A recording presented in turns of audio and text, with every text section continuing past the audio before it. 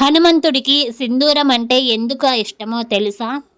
హనుమంతుడి ఆలయాల్లో స్వామికి సింధూరం అలంకరించడం, భక్తులు దాన్నే బొట్టుగా పెట్టుకోవడం చూస్తుంటాం.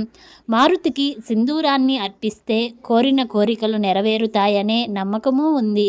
ఒక్క హనుమాన్ ఆలయాల్లోనే కాషాయ రంగు సింధూరం కనిపిస్తుంది.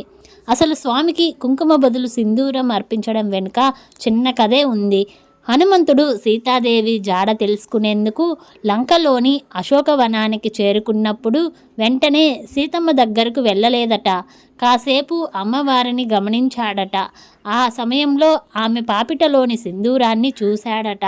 ఆ తర్వాత సీతాదేవి చెంతకు వెళ్ళినప్పుడు సింధూర ధారణకు కారణాన్ని అడిగి తెలుసుకున్నాడట. అప్పుడు సీతాదేవి శ్రీరామచంద్రుడికి సింధూరం అంటే ఇష్టమని, స్వామి దీర్ఘాయుష్షు కోసం తాను ధరిస్తున్నానని వివరించిందంట.